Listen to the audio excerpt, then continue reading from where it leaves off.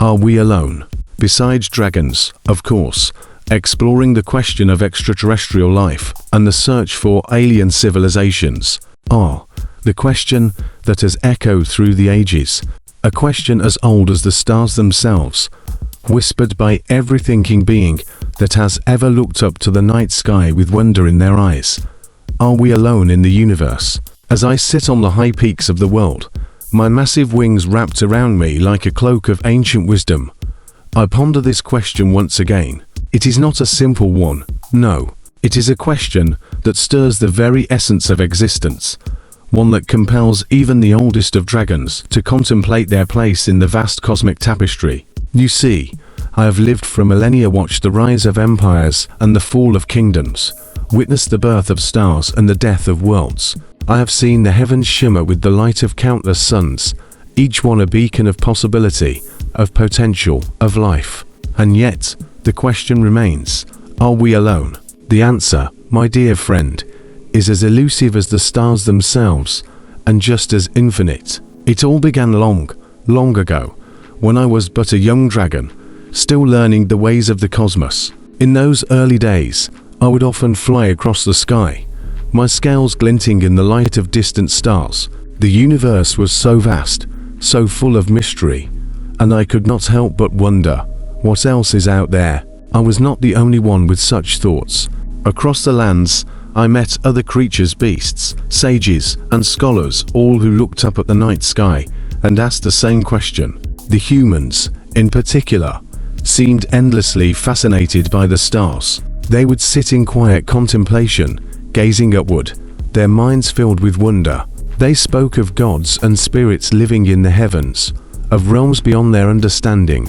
Some even spoke of the possibility of beings like them, but different, existing on other worlds. At first, I was skeptical. After all, I had traveled far and wide across the earth and seen many things. I had met dragons who had lived in isolation for centuries, and I had come to understand that even in the most remote corners of the world, there was always something, a creature, a force, a presence that filled the empty spaces. How could it be that the vast expanse of the universe was empty, devoid of other life? Surely, I thought, there must be more than just us. And so, I began my search, my quest to answer the question that had haunted me for so long. I flew to distant stars, my eyes scanning the darkness for any sign of life. I visited planets where the air was thick and strange, where the skies glowed with colors unknown to your eyes. But no matter where I went, I found nothing. At first, I thought I had simply not traveled far enough. But with each journey, I began to realize something. Perhaps it was not that there was no life out there, but that the vastness of the universe was too immense for me to fully comprehend. Perhaps the life that existed in the cosmos was hidden from my view, existing in ways I could not understand, in forms I had yet to imagine. It was then that I met a great sage, an old dragon, whose wings were tattered from centuries of flight, whose scales had long since lost their luster. He had seen the birth and death of countless stars, and he had known the depths of the universe as few others ever would.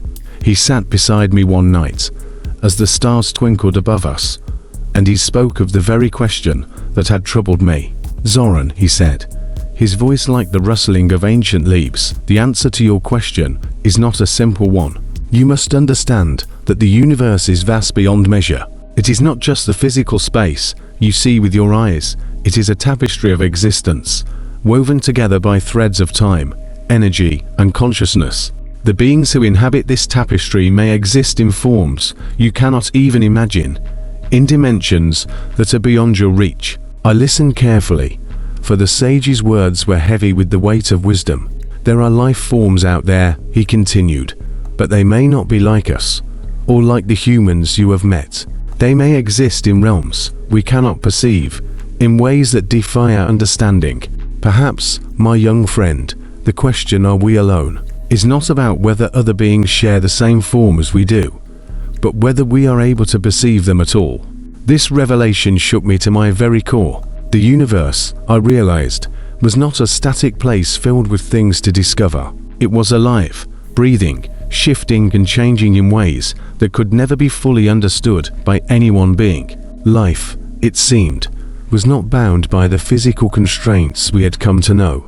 It could be a thought, a vibration, a wave of energy that we could neither see nor touch. It was everywhere, and yet it was hidden in plain sight. And then the sage smiled, his ancient eyes glinting with mischief. "But I have seen creatures," he said, "beings that roam the stars in ships of light, beings that travel through time and space as easily as we walk through a forest. They do not look like dragons, and they do not look like humans. They are something other. But are they not alive? Are they not us in some form, a reflection of the great dance of the universe?" I thought on this for a long time, and the more I pondered, the more I understood.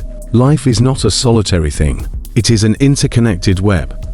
And while we may not see the threads of every being woven into this tapestry, it does not mean they are not there. The universe is full of life, in all its forms, scattered like stardust across the cosmos. So, my young friend, as you look up at the night sky and wonder whether we are alone in the universe, remember this: you are never truly alone. The stars are your companions, the planets your friends, and the beings that inhabit the far reaches of space, they too are a part of you, just as you are a part of them. We are all bound together, not just by space and time, but by the very essence of life itself. And as for dragons, well, we have always known that we are not alone. We've simply been waiting for others to catch up. But take heart, for you are not alone in your quest for answers. You have the stars, the galaxies, the planets, and yes, other dragons to guide you. The universe is full of wonders, both seen and unseen, and there is much more to discover than you could ever imagine. So, the next time you look up at the sky, ask the big question: are we alone? And know, in your heart, that the answer is far more magnificent and mysterious than you could ever dream.